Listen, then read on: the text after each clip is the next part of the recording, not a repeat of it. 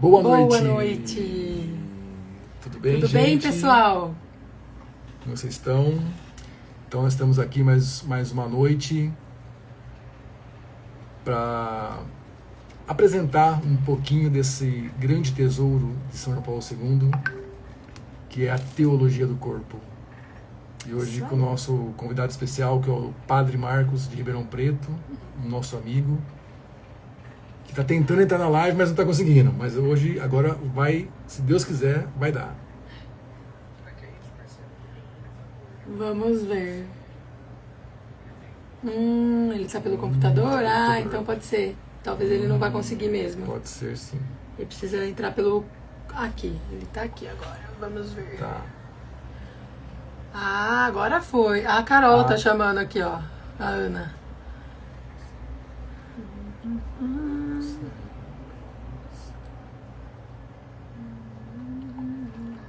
senão a gente pode também fazer pelo Meeting, né? Pode Sem problema ser. nenhum.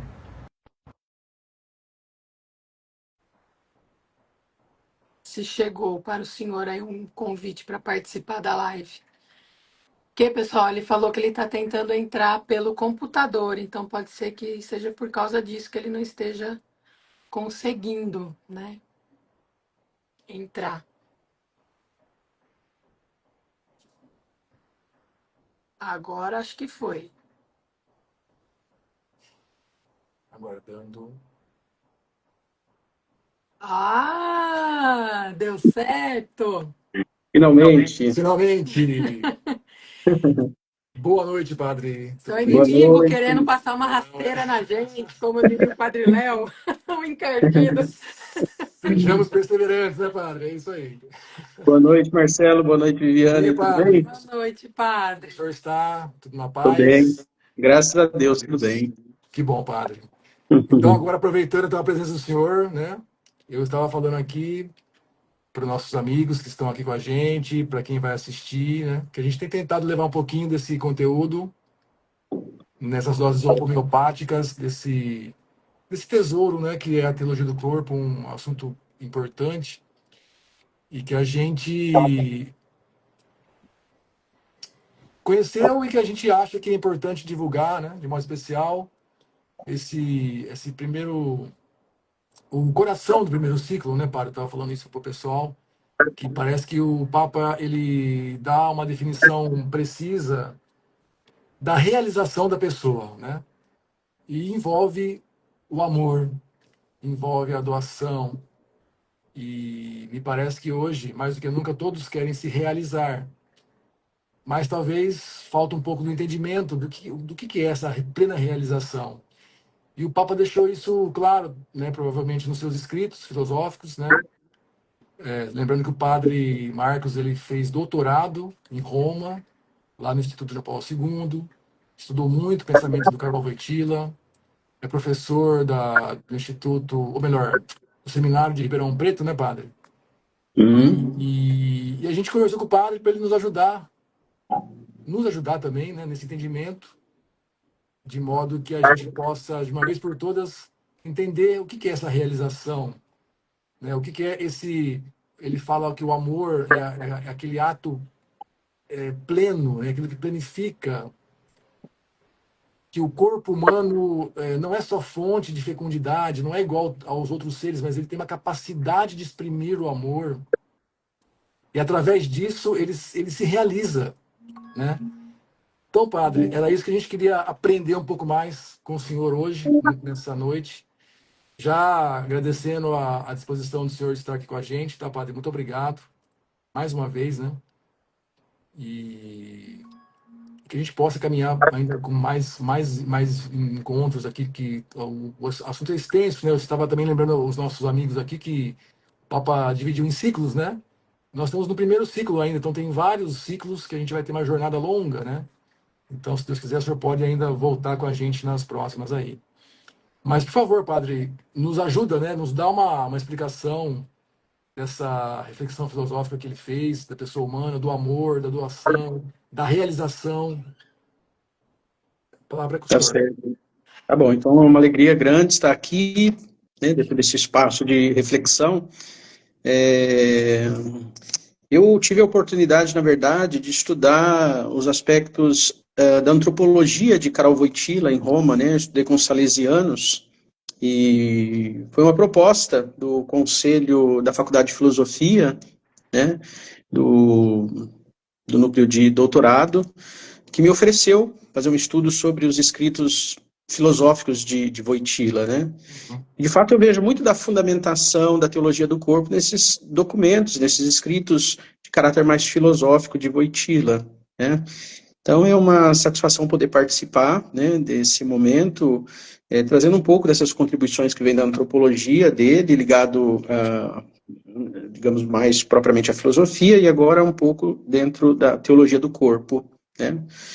Eu acho, Marcelo, que uma coisa, e Viviane, importante, antes de tudo, de começar a dizer que, no meu entendimento, uma verdade fundamental vem apresentada pelo Papa na teologia do corpo, né? A relação do homem com o Criador. Essa é uma verdade fundamental, né? Que nesses tempos nós estamos esquecendo, né? Existem tantas teorias, né? Inclusive teorias da evolução, que compreendem o homem de formas tão alternativas, e muitas vezes essa verdade fundamental ela escapa às nossas mãos, né? Então, a felicidade do homem, a explicação sobre o homem, só é possível mesmo na relação com Deus, que está na origem da sua própria existência, né? Quando o homem nega essa realidade, ele pode dizer muita coisa sobre si mesmo, né? Mas não poderá dizer a verdade última, definitiva sobre a pessoa. E eu acho que a teologia do corpo nos coloca dentro desse horizonte, antes de tudo, né? Perceber que a verdade sobre o homem depende de considerar o Criador que está na origem da sua própria existência, né? E hoje vocês me pediram para falar um pouquinho sobre o capítulo 14, né? A revelação e a descoberta do significado esponsal do corpo, né? E, de fato, toda a reflexão que o Papa desenvolve ali no capítulo 14 parte desse horizonte, né? Porque, de fato, ele toma como referência, especialmente nesse capítulo 14, o capítulo 2º do livro do Gênesis, né? E o capítulo 2º do livro do Gênesis exatamente fala do ato criador de Deus que chama o homem à existência, né? Então, Deus forma o homem do pó da terra, sopra ali nas narinas, e o homem torna-se um ser vivente, né? Então, é daqui que é o ponto de partida, né, dessa segunda narrativa, conforme o 2º capítulo do livro do Gênesis. E nós dizemos que é uma narrativa que demonstra, explicita mais fortemente os aspectos subjetivos da criatura humana, né? Porque o capítulo 1 tem uma outra forma de descrever a narração, muito mais objetiva, mais externa. O capítulo 2º toca mais o aspecto da interioridade do homem, primeiro porque parte do sopro divino, mas depois porque, de algum modo, também nos coloca diante das experiências interiores que o homem está vivendo naquele momento, né, do ato criador de Deus, né? Então eu fiz algumas anotações, vou seguir também algumas anotações que eu fiz aqui para a gente, né, poder seguir um raciocínio mais ordenado.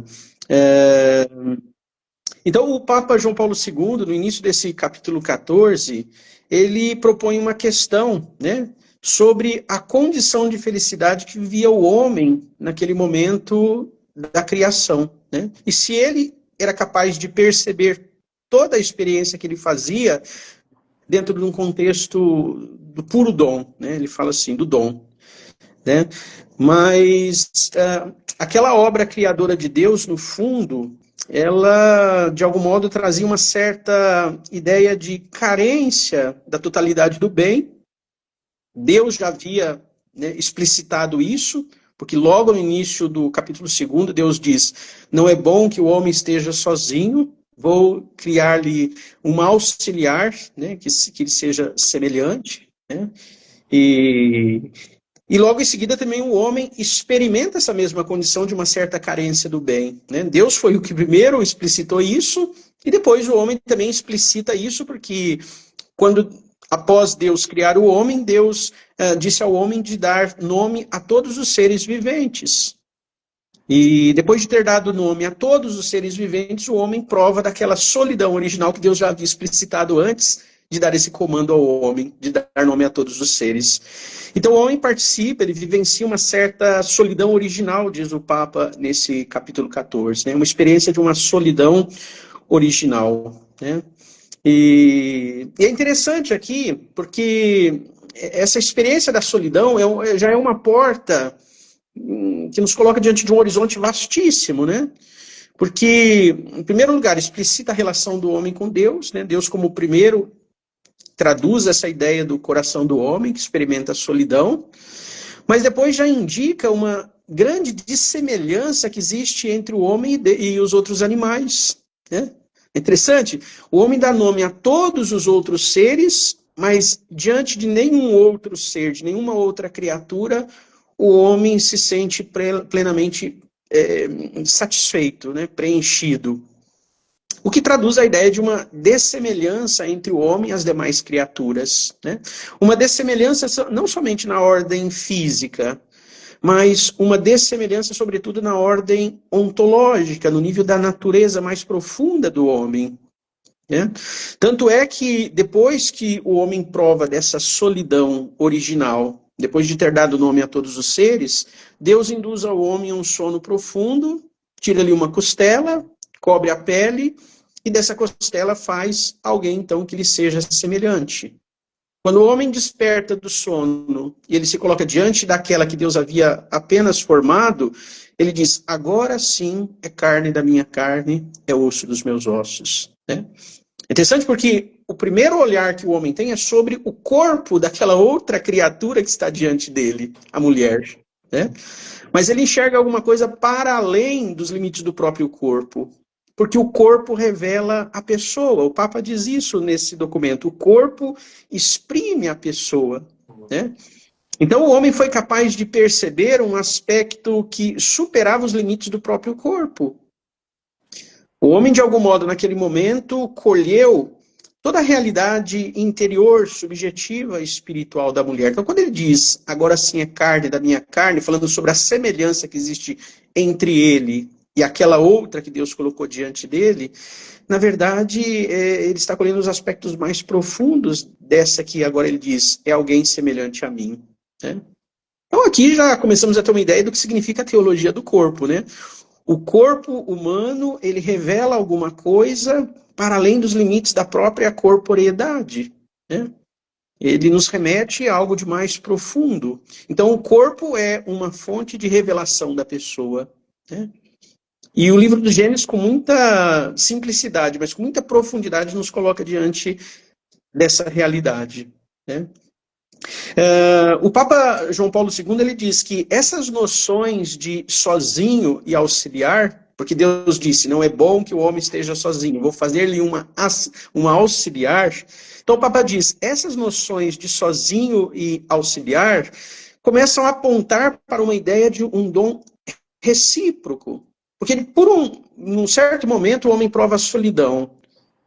Quando Deus cria aquele que lhe é auxiliar, evidentemente agora emerge uma questão de relação, mas não é qualquer tipo de relação, não é a mesma relação que o homem tinha com as outras criaturas.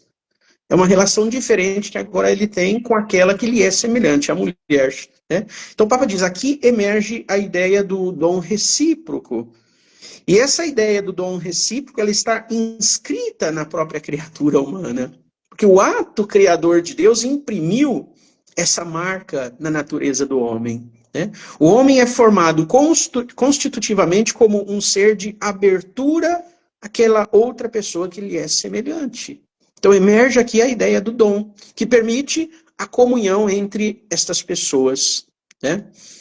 De fato, a gente pode dizer que a natureza do homem e a natureza da mulher estão predispostos um ao outro a se complementar naquele que lhe é semelhante. Né? Porém, ao mesmo tempo, essa semelhança que é afirmada, de algum modo, não cancela, certamente, mas nos permite entrever também na diferença dos corpos, porque o corpo masculino é um corpo, o corpo feminino é um outro corpo, né? Perceber também uma certa diferença que existe entre ambos. Né? Então a gente costuma dizer que, de fato, existe uma diferença, mas também uma rica possibilidade de complementariedade entre o homem e a mulher, né? Traduzido na ideia do dom recíproco. Né? Então, o Papa afirma essa ideia, né? Ele diz ainda que essa questão do dom recíproco é uma qualidade essencial do homem, né?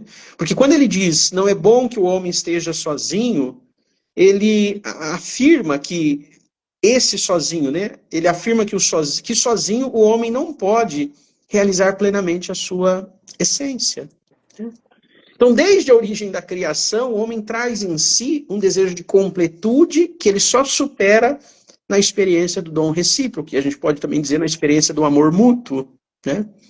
Então, a natureza do homem é uma natureza incompleta, num certo sentido, desejando complementar-se na experiência do encontro com a outra pessoa, né? Então, daqui o Papa vai desenvolvendo as suas reflexões, né? De uma riqueza assim tão profunda, né? O Papa diz ainda assim que falar de comunhão entre pessoas, portanto, é afirmar a ideia do dom recíproco, né?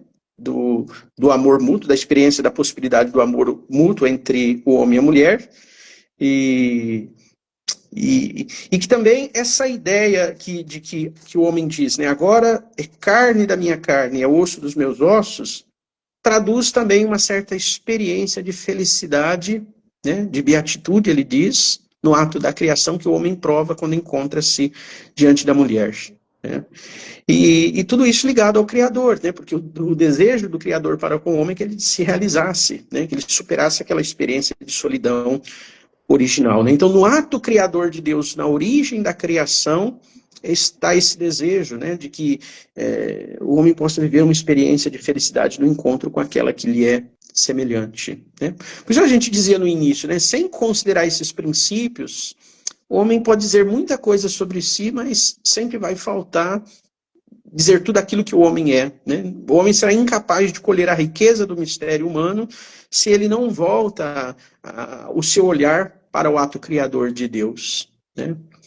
Eu costumo até muitas vezes dizer para algumas pessoas, inclusive na paróquia, né? A teologia do corpo nos coloca diante de uma possibilidade de uma rica hermenêutica, né? De uma rica interpretação da Sagrada Escritura, dentro de um horizonte que muitas vezes é despercebido por nós, né? Porque a gente às vezes tem uma leitura tão superficial, tão primária, né? Digamos assim, do livro da criação, né? Criação. Uhum. Especialmente no que diz a respeito à criação do homem, né? Até E João Paulo infantilizada, II, né? exatamente, muito simplista, né? Muito simplista. Talvez porque a gente tem até algumas ideias sobre a teoria da evolução, a gente acha que a teoria da evolução é tão, de fato, explicativa, né? É tão séria, é tão, digamos assim, autorevole, né? Que às vezes a gente não consegue colher a densidade desses escritos, né? Mas aquele que mergulha na teologia do corpo começa a ter uma outra compreensão sobre a narrativa sobre a criação, né? Então, essa foi uma introdução que o Papa fez, né? E tendo isso, então, como base, toda essa introdução que foi feita até agora, aí o Papa, então, diz, o próximo passo é de que, então, a gente pode entender que a experiência do Gênesis nos leva ao tema da pessoa e ao tema do corpo, e a questão da sexualidade, né? Então, partindo dessas ideias que foram apresentadas aqui, agora a gente pode falar um pouquinho sobre, em níveis diferentes agora, né, mais profundos inclusive, sobre a pessoa e o tema do corpo, né? Então, quando o homem diz, é carne da minha carne, é osso dos meus ossos, percebe aquela outra, né, diferente diante de si, mesmo sendo diferente como alguém que lhe é semelhante, sobretudo porque colhe a natureza profunda daquela pessoa, o Papa, então, ele continua dizendo, né, na diversidade dos corpos e dos sexos, como dom recíproco, na ordem do amor, no ato da criação, o homem faz a sua experiência, né? Então, há uma diversidade, sim, de corpos e de sexos, né? E o Papa diz, de fato, o homem traduz a ideia do masculino, a mulher traduz a ideia do feminino, né? Deus criou dois seres diferentes entre si, do ponto de vista da masculinidade e da feminilidade, mas que condividem ao mesmo tempo aquilo que nós chamamos de experiência humana. Na humanidade existe uma semelhança entre ambos, que lhe permite dizer, essa sim é semelhante a mim, né? Depois o Papa, de uma maneira muito profunda e bonita, ele vai dizer assim, né? Depois do homem ter, então, atravessado a experiência da solidão original, agora ele começa a perceber uma nova realidade, que é a realidade do dom, do mistério do amor, né? Ele passou pela experiência da solidão original. E agora, diante desse ato criador de Deus que lhe dá alguém como semelhante, ele começa a perceber uma nova realidade, que é a realidade do dom recíproco na ordem do amor, né? Então ele diz, o corpo humano, na sua originalidade, como masculino e feminino, é a expressão desse dom recíproco, né? Porque, interessante, do ponto de vista da fenomenologia, da própria antropologia, a gente vê que o corpo é, de fato, o primeiro momento de encontro entre duas pessoas, né? Percebendo-se diferentes entre si, como masculino e feminino, o homem é chamado, é convidado a avançar para níveis mais profundos, né?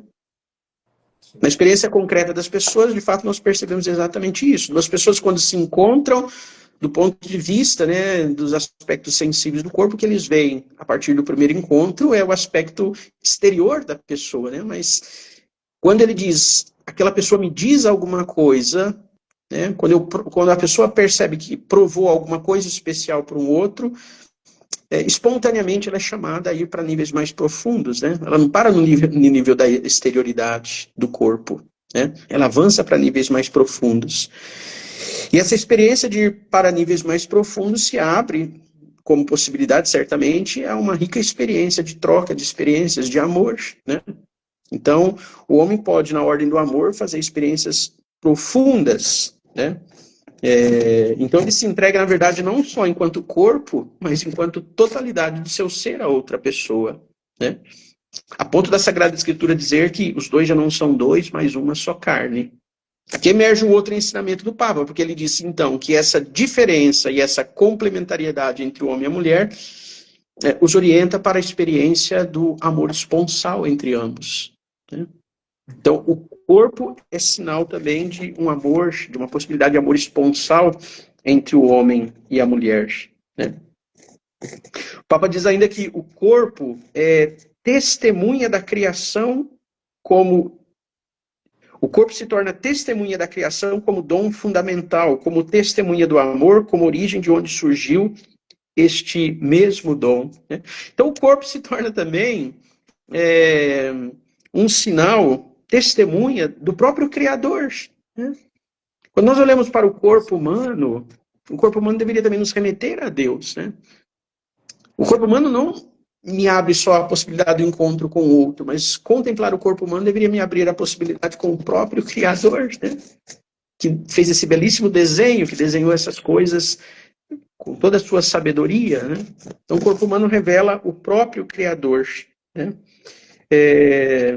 O Papa diz assim, o homem compreende que o significado da sua masculinidade e feminilidade, ou seja, da sua própria sexualidade, está também ordenada à fecundidade, à procriação, né? Porque o amor esponsal entre o homem e a mulher, ele se abre à possibilidade da geração de uma nova vida. E o homem é que se descobre muito mais do que apenas como esposo, o que já é tanto, mas há a possibilidade de se descobrir, inclusive, como pai e como mãe, né? Então, vê como que o corpo é uma fonte de revelação da pessoa, né? Ao gerar uma nova vida, aquela consciência de que o homem tinha sobre o amor esponsal que havia entre eles, ela alcança um nível ainda muito mais elevado, porque eles se descobrem como pais, né? Como genitores. E por fim, o Papa termina esse capítulo falando sobre a questão da nudez, que também é bem interessante, né? Porque o capítulo 2º do livro do Gênesis termina dizendo que o homem e a mulher estavam nus, um diante do outro, e eles não tinham vergonha, né? O Papa diz essa ausência de vergonha, na verdade, revela a grande liberdade interior e o não constrangimento diante do sexo, né? Então, essa ausência de vergonha, de algum modo, traduz a ideia de que o homem e a mulher estavam tão integrados consigo mesmos e com a vontade do Criador, com aquilo que Deus havia disposto ao homem, pensado para o homem, ou seja, suas vidas estavam ordenadas ao fim que lhes eram próprios, que eles não haviam nenhum tipo de constrangimento de estar nus um diante do outro, né? E assim, então, o Papa termina o capítulo, né? Então, essa é uma visão geral desse 14º capítulo, e aí a gente pode, então, conversar sobre uma ou outra questão mais específica. Perfeito. Muito Nossa, legal. gente, quanta riqueza, né, padre?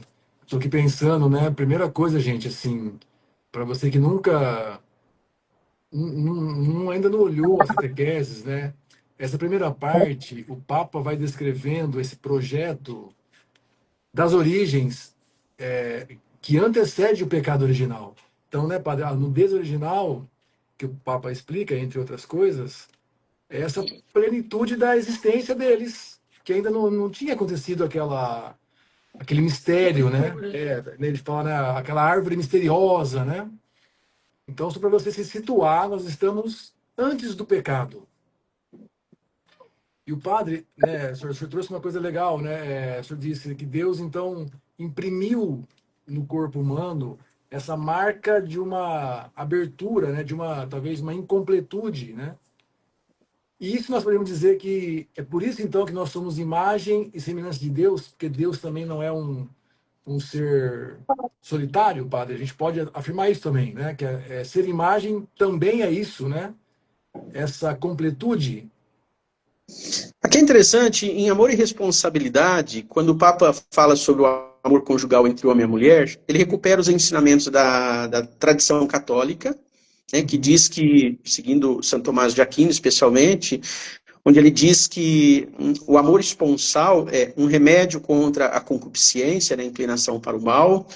Ele diz que o amor esponsal está orientado para a procriação, né, e a geração de filhos, e que é uma responsabilidade dos pais educar os próprios filhos. Mas o Papa introduz um outro aspecto que, de algum modo, vem muito de encontro à sensibilidade contemporânea, né? Que é o elemento mais subjetivo dessa relação, né? E o Papa aponta exatamente para o mistério da comunhão, né? Porque o homem é imagem e semelhança de Deus, também porque vive essa exigência da comunhão, porque Deus, por natureza, é um ser de comunhão, né? Quando nós dizemos Deus, nós estamos falando de 3 pessoas divinas, né? O Pai, Filho e Espírito Santo. As 3 pessoas divinas vivem num mistério que foi definido pela teologia católica para tentar explicar a grandeza desse mistério, usando o termo Santíssima Trindade, né? Santíssima Trindade é a comunhão de 3 pessoas divinas e distintas, né? E o mesmo ocorre, de algum modo, com a condição do homem, né? Homem e mulher são distintos, mas estão chamados, na ordem do amor, a viver essa comunhão profunda.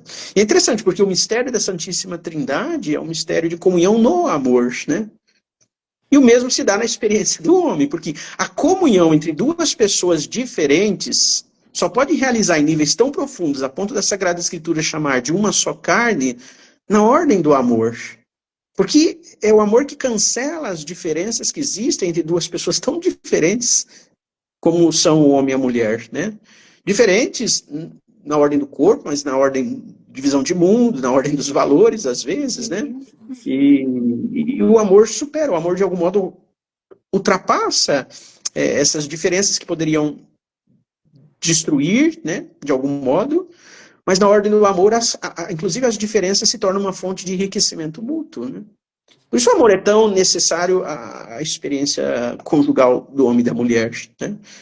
Nós devemos, inclusive, ser formados, educados para entender a dinâmica do amor e, de algum modo, tentar atualizar isso na própria experiência, né? O padre, por falar em amor, eu não poderia deixar de falar aqui para o senhor também nos explicar, né? No livro Amor e Responsabilidade, entre tantas coisas que ele fala, mas ele fala assim: o amor é o ato que realiza do modo mais completo a existência da pessoa. Porque o amor é uma palavra, né? Todo mundo ama tudo, não é verdade? Mas esse amor, então, nós podemos entender como um amor, doação, uma atitude que vai além do nosso fisiológico, psicológico, biológico. Daria para o senhor explicar Eu um pouco? entendo que ele diz, de fato, que o amor é que realiza a pessoa, porque é o amor que, de algum modo, leva a pessoa a sair de si, né, a romper com uma tendência egoística que poderia existir no seu coração, especialmente depois da queda, como você fez uma referência, né? E, de algum modo, se orientar para o bem do outro, né?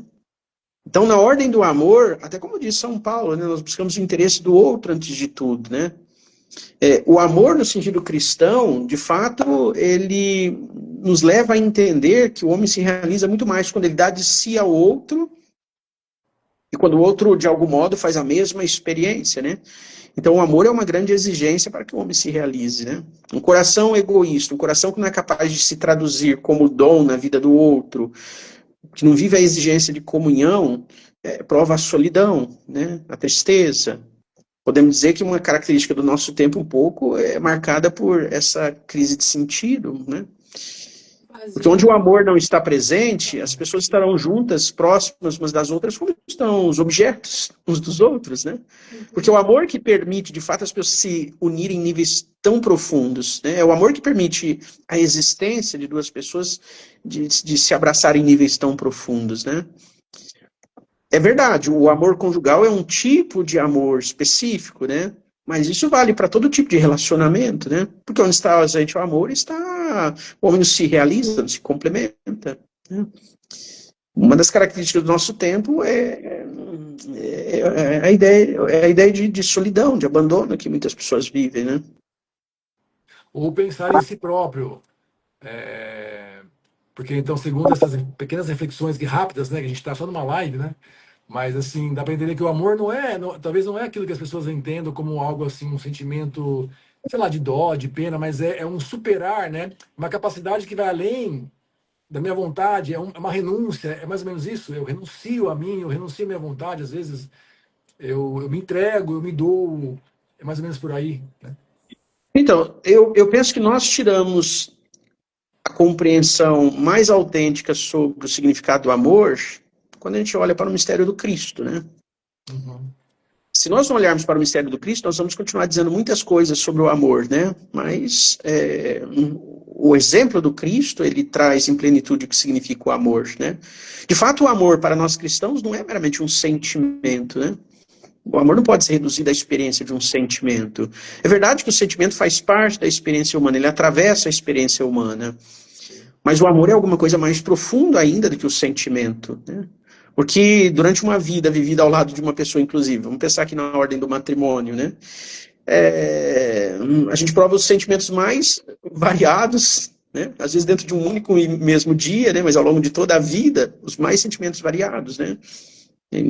Mas se a pessoa entende que o amor é alguma coisa que supera o sentimento, que dá sentido à sua existência, sobretudo que tem a ver com o transcendente, com Cristo, ela vive a sua experiência dentro dessa lógica, né? Então ela sabe, olha, os sentimentos conflitantes que eu vivo, contraditórios que eu vivo em relação, inclusive, à pessoa, eles devem ser iluminados por uma realidade maior, né? Por isso o Papa Bento XVI dizia, né? O amor tem raízes na verdade. Quando a gente diz o amor tem raiz na verdade, está dizendo o amor não é meramente um sentimento. O amor deve integrar os nossos sentimentos. É verdade, os nossos sentimentos devem ser integrados numa experiência de um amor autêntico. Esse amor autêntico tem raízes numa verdade, né? Quando a gente olha para algo que nos supera, né, no caso aqui, Cristo, seus ensinamentos, a gente se deixa educar por esse critério que Cristo nos deu a conhecer, né? Por isso Cristo é tão importante para o homem e para a mulher do nosso tempo, né? Porque a medida do amor não pode ser eu mesmo, para mim mesmo, entendeu? Eu empobreceria muito o significado do amor, né? Mas quando eu me coloco na relação com Cristo e me deixo educar por Ele, eu começo a compreender que o amor é de uma fecundidade extrema, né? Às vezes até ao limite da doação da própria vida em sacrifício, né? Como foi o caso de Cristo. De fato, Cristo disse, não há maior prova de amor do que dar a vida pelo amigo, né? Padre, assim, ó, são 10 para as 10, né? Não quero tomar muito tempo do senhor, mas uma última, né, assim, que a gente às vezes conversa, né, que às vezes nas homilias, os padres falam assim, olha, nós nascemos para amar, né, mas eles param aí, né? Tudo bem, é uma frase que já diz, né, nascemos para amar.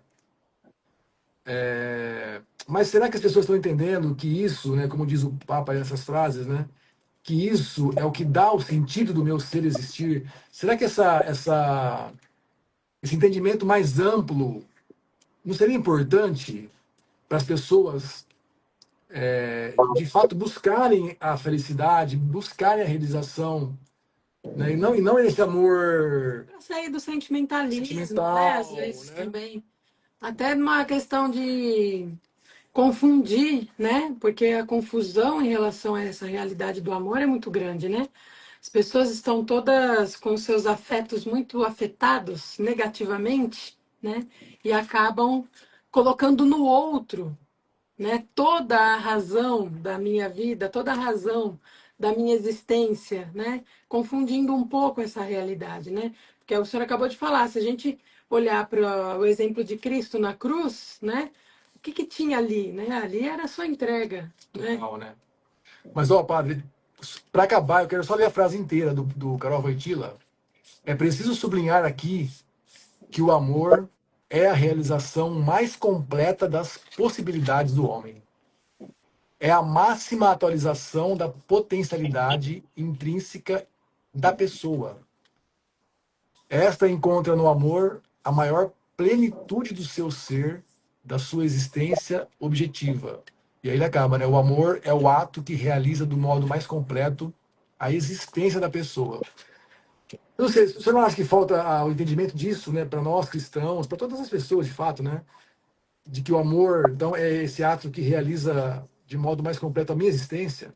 Claro que temos como exemplo o próprio Cristo, né? Falta esse entendimento? Não sei, qual a opinião do senhor, né?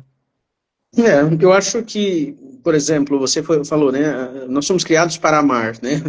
São João ele define Deus como amor, né? Então, aqui há uma primeira ideia importante, né? De fato, a gente está orientado para o amor, né? Antes de tudo, o amor transcendente, o amor divino, né? Santo Agostinho, ele dizia, né? Eu te procurei em tantos lugares, né? Tarde te amei, beleza infinita, né? E de repente ele descobre Deus e diz, né? Isso me basta, né? Meu coração era inquieto, Senhor, até quando não encontrou repouso em suas mãos, diz ele, né? Então nós precisamos de encontrar o amor divino, né? E Deus nos fez incompletos, num certo sentido, não só para nos complementarmos na relação com o outro, mas também para entendermos que nós precisamos dele, né? Depois, a necessidade do outro também, do outro enquanto esposo, esposa, porque essa é uma exigência da natureza humana, né? Mas também, depois, abrir-nos no amor às relações humanas em geral, né? O que tem acontecido hoje é muita frustração também em relação ao amor, né? Primeiro porque há uma necessidade de uma compreensão mais profunda sobre a verdade que Deus revelou sobre si mesmo. Muitas vezes falta uma compreensão profunda. Depois há muita frustração em relação ao amor, porque muitas pessoas apostam no amor, às vezes são sinceras no amor, mas em contrapartida faz uma experiência frustrante, né? Porque às vezes não encontra essa resposta, né? De fato, acho que entre os jovens hoje, muitas pessoas hoje têm medo de se lançar numa experiência verdadeira de amor, porque tem um risco, né? Vai que eu deposito o meu amor e eu saio machucado dessa relação. É sempre o risco, né? De fato, Cristo experimentou fortemente isso na cruz, né? Mas nós não podemos desistir do amor, porque o amor é uma exigência. Só nessa perspectiva o homem pode se realizar, né? Sim. O que precisamos é cada vez mais multiplicar, através de um processo educativo no mundo, pessoas que acreditem nessa verdade, abracem essa verdade e se empenhem por ela, né? Só assim o mundo pode, de algum modo, se elevar um pouco na ordem do amor, né? Crescer humanamente, moralmente e espiritualmente, né? Continuar apostando no amor, né? Existe a experiência do pecado, como a própria teologia do corpo traz, né? De fato, toda essa desordem nasce em virtude do pecado, né? Mas o pecado não é a última palavra. A última palavra agora é a graça que Cristo veio nos trazer, né? Então a gente sabe de um horizonte maior, né? E a gente quer apostar nesse horizonte maior e na direção desse horizonte maior que é Cristo, né? E Cristo nos auxilia, né? Sobretudo, o amor dele nos dá força para poder viver o amor com o próximo, né? Boa, eu lembrei agora disso, padre. O evangelho de hoje fala do próximo, né? Então a gente pode falar que o bom samaritano amou, né? Não sei, né? Nessa fala de Exatamente. Jesus. É. O amor cristão é, sobretudo, um amor concreto, né? Não é um discurso, não é uma teoria, uma reflexão, né? O amor cristão é um ato concreto, né? É verdade, nós temos toda uma reflexão que brota da contemplação do amor concreto de Cristo que nos inspira, nos anima, nos encoraja, né? Mas se eu disser eu amo, mas não traduzo isso numa obra concreta, numa prática concreta, numa ação concreta, esse amor é insuficiente, né? É Por isso a gente não insuficiente. pode ter medo de fazer um mergulho na experiência do amor, né? Tá. É insuficiente, a gente pode dizer, eu estou me privando da minha autorrealização. Autorrealização não, mas da minha plena realização. Se eu Eu só acho que falo, eu sim. só ajo, posso É. dizer isso. Eu acho que sim. Por exemplo, nós celebramos esses dias a festa de São Francisco, né? São Francisco tem uma oração que ele diz: é dando que se recebe, É né? É verdade. perdoando que se é perdoado. Verdade. Então, tem que ter essa experiência de abertura, de saída de si mesmo, né? O mundo se enriquece quando eu saio de mim mesmo e vou em direção ao outro, né? É aí que começa uma experiência de realização, sabe? Fala até concretamente, Marcelo, tem experiências que a gente vive, e Viviane, que a gente vive aqui na paróquia, de grupos, né, de jovens, ECC, especialmente no ECC marca muito, né? Eu falo, são coisas tão simples que acontecem ali, realizadas por pessoas simples, palestras simples, não tem nada feito com um grau de profissionalismo, e as pessoas saem transformadas, porque recebem uma dose de gratuidade, de simplicidade, que não estão habituadas no dia a dia. Uhum. Né? Então, essa Muito, né? simplicidade, essa gratuidade, essa dose de generosidade impacta as pessoas. Só que elas têm que se multiplicar sempre, para todos os dias da vida, né? Hoje, para muitos, são experiências ainda muito pontuais, né?